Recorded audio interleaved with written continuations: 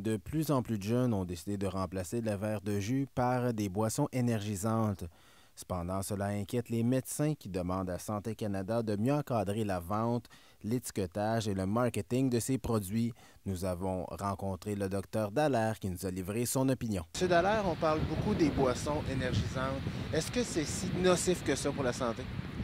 Oui et non. Les boissons énergisantes contiennent énormément de produits, donc sont plus ou moins reconnus par la FDA américaine et l'Association pour les aliments. Le problème, c'est qu'il y a du sucre, il y a de la taurine, il y a toutes sortes de produits, du ginseng qui sont mélangés, tous des stimulants du cerveau de haut niveau. Et si on en consomme une quantité importante, un peu comme le café, parce que chaque boisson énergétique contient l'équivalent d'un expresso ou de 2 cafés ordinaires, certains jeunes qui consomment, on se ramasse des fois à l'urgence avec, ils en prennent 4 ou 5 par jour. C'est leur boisson favorite plutôt que de prendre du lait ou du Pepsi. Ils vont prendre seulement des boissons énergisantes. Et vous savez maintenant qu'on a sur le marché aussi des boissons énergisantes qui sont des simples portions. On a des Monsters qui sont des doubles portions. Et ça fait des quantités énormes de stimulants pour le cerveau. En plus, on a des gens qui sont fragiles et ils ne se connaissent pas. C'est-à-dire que si tout le monde prend du café, rendu à un certain niveau, on va devenir irritable et excité, et même impulsif.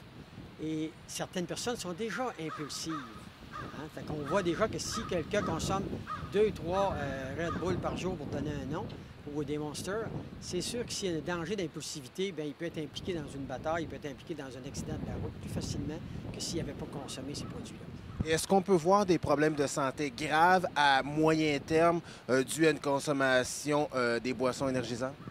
À moyen terme, à court terme, on en voit présentement. Vous savez qu'il y a une étude présentement à l'hôpital Laval sur les boissons énergisantes où on fait prendre à monsieur et madame tout le monde, tous des jeunes, autant des femmes que des hommes, plusieurs boissons énergisantes par jour quand ils n'étaient pas habitués de faire ça. Et on le fait des tests sur l'arythmie, sur la capacité d'effort, sur la stimulation, la concentration et le fonctionnement des fonctions cérébrales. Et on s'aperçoit, parce que ça c'est le début de l'étude, on s'aperçoit qu'il y a un certain type de personnes qui réagissent très mal à ça. Présentement, nous autres, à l'urgence, on a des consultations pour des gens qui ont des arythmies, des palpitations, leur cœur débat en pleine nuit parce qu'ils ont trop consommé de ça. Donc, on a le stimulant et on a le consommateur. On n'est pas tous des consommateurs égaux, mais les stimulants sont égaux pour tout le monde. Fait que quelqu'un qui se dit, bien, mon voisin, il en prend 3, il n'y a pas de problème, ça ne veut pas dire que moi, je peux en prendre 3 sans problème. On sait aussi que dans la population, il y a 0,05 de la population qui ont déjà, même à 20 ans, des problèmes cardiaques et ils ne savent pas. Ils ont un cœur plus gros que la normale, ils ont un cœur plus fragile que la normale. Et ces gens-là, bien sûr, s'ils consomment un produit énergisant, ils peuvent avoir plus de problèmes que les autres. Et des fois, on en trouve présentement dans ce sens-là. Et on a vu en terminant dans les médias qu'il y a peut-être des médecins qui voudraient enrayer la publicité des boissons énergisantes. Quelle est votre opinion là-dessus? Si on remonte au Moyen Âge, il y avait déjà des boissons énergisantes. Ça fait partie de l'homme. Ça fait partie d'avoir... Si vous allez en Italie, les gens prennent 2 expressos le matin pour partir leur journée. Je pense que si on arrête ça, on va avoir d'autres choses.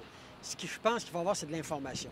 Vous savez que même dans les produits énergisants, il y en a qui ont moins de produits que d'autres. Je vous parle par exemple du gourou. Si je demande aux gens, moi, je demande aux jeunes qui en prennent de lire les étiquettes.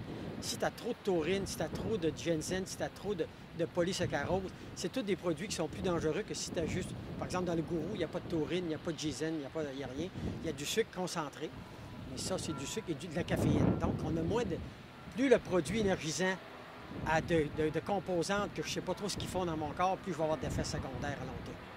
Monsieur Dallaire, on vous remercie beaucoup de votre temps. Ça fait plaisir.